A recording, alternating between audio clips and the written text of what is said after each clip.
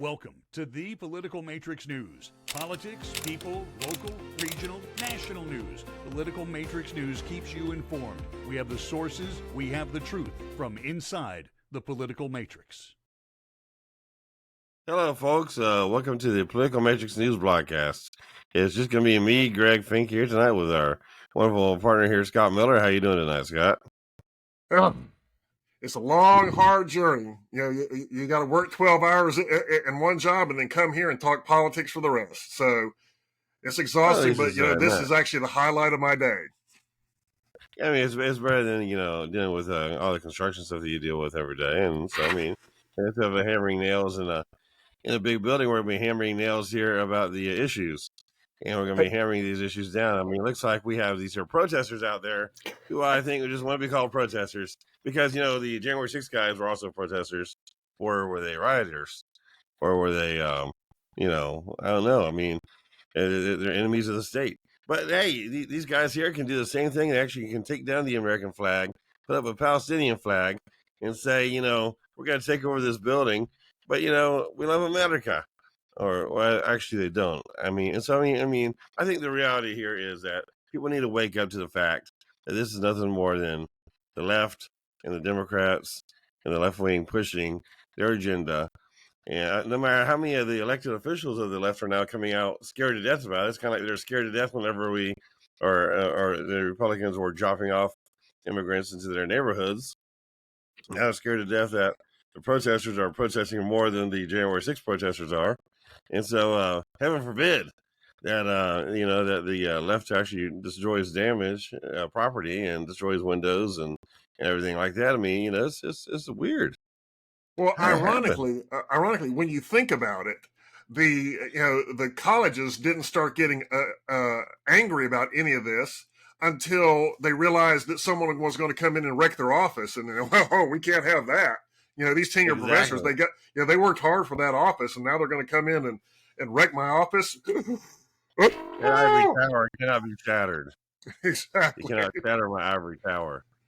I mean, UCLA, they're like breaking into windows and breaking into buildings, and Columbia, they're doing the same thing. I mean, it's all across the country. I think it's launching out. I think even Fordham University now, which is a not very a controversial school or known for its activism.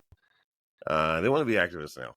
I mean, down here, we're both here in Florida, where down here at DeSantis, we're not very big fans of him, but he's done a good job with this.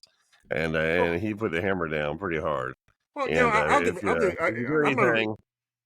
not a big DeSantis fan. I mean, neither one of us are big DeSantis fans, but at the same time, I'm happy to give him credit for the things that he does right. Yeah. He does a lot of things right. It's just there are some things I don't agree with. But as like Reagan said, my 80% friend is not my 20% enemy. It's just there's 20% of the things that he does that I disagree with. And that's okay. I mean, well, for me, it's a little more than 20%, but yeah. But I mean, the thing is, he's got it right on his campus thing, and I think he's definitely got that right. I mean, if you're going to protest against all the people who are giving you education, giving you funding, giving you free room, free board, free rent, free food and free education, everything else, because you got scholarships, you should lose them. You should lose them. I mean, come on, let's get over it. I mean, you cannot keep biting the hand that feeds you so much. I mean, I have a lot of kids, so I come from a standpoint of a parent who has a lot of children who are very ungrateful, and seeing this whole generation is very ungrateful, and it's got to stop. I mean, it's just wrong. I mean, love America. Well, I hate to sound like a broken record, but the fact is these guys are not protesting. They are fundraising. Exactly. Now there are a whole bunch of people there who are oblivious to the fact that's what happened, as the Russians used to call them, or the Soviets used to call them, useful idiots.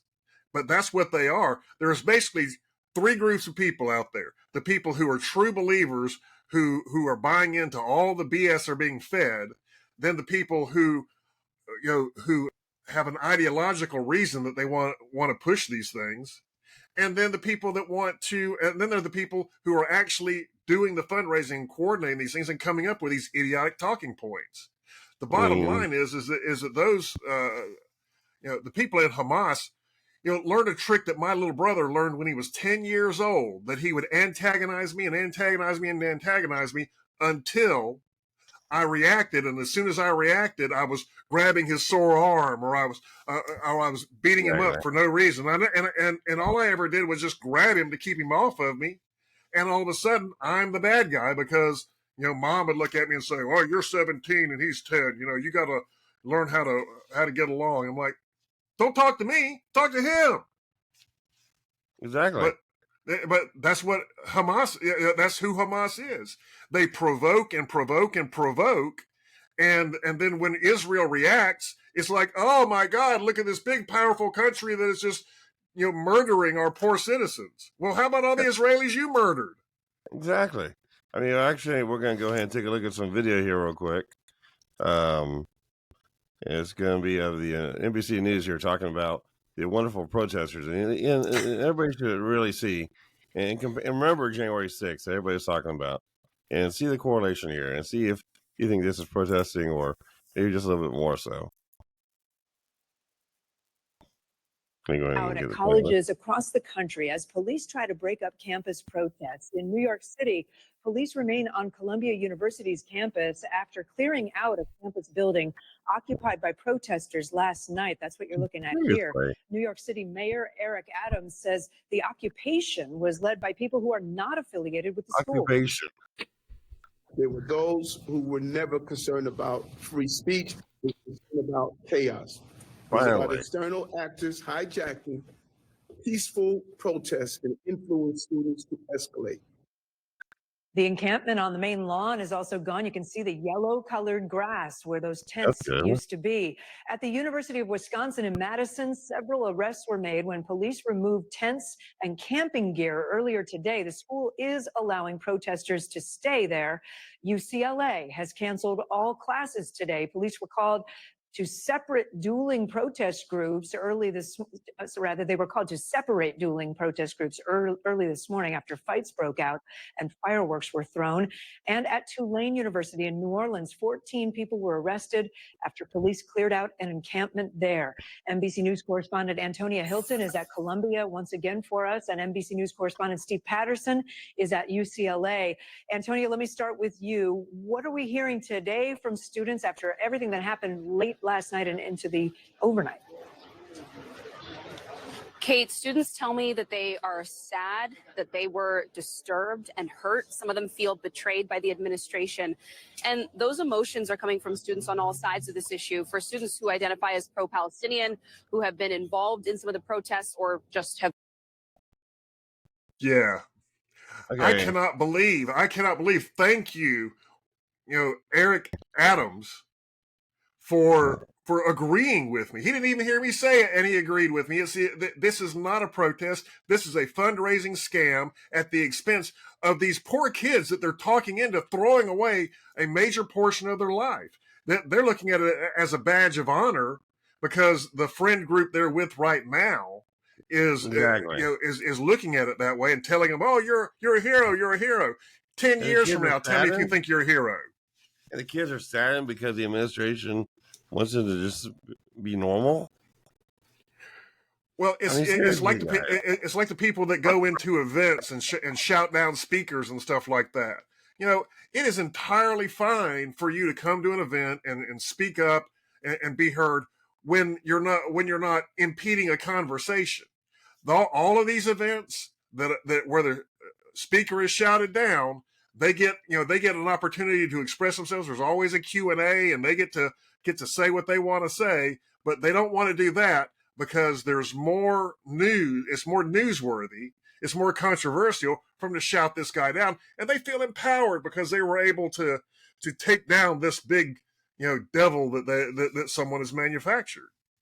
Well, the big devil here is actually their attitude about decorum and their attitude about respect. That's the big devil here. I mean, there's polls out there that have 80% of the people supporting Israel and 20% supporting Hamas. Okay, guys, Hamas is a terrorist group. I mean, I watched this on Glenn Beck TV. It was Tito's America. I saw this last night, and he's the only one out there really putting it straight. Hamas is a terrorist group. They're not a country. They're not people. They're not the Palestinians. We're not hating or trying to kill the Palestinians. We want the Palestinians to get the hell out of the way of this war so they quit dying and they quit getting in the way. Because right now this war is between Hamas and Israel, not Israel and Palestine. It's Hamas and Israel. Get it. Get it. I mean, that's the only person this war's about. It's about a terrorist group who wants to kill people all the time and murder and slay and doesn't care about any collateral damage, any human shields or anything. And they want to genocide the Jews. And all you supporters of the Hamas group, or as I call rioters or treasonous idiots out there who are supporting Hamas, get real. Wake up. You're supporting genocide. Israel is not trying to genocide the Palestinians. My God, there's more Palestinians and people of that culture than Israel even has a way to. It's not possible. Okay, first of all, so I mean, they're all not in the Gaza Strip. Okay, that's not the entire Palestinian occupation of the world. They are all over the place, and it's ridiculous. It's just ridiculous. So hopefully they'll get over it. I mean, but we're going to go ahead and take a break here real quick, and we'll be right back. We're going to talk about a truce, hopefully, somebody can agree to about all this. Bye-bye.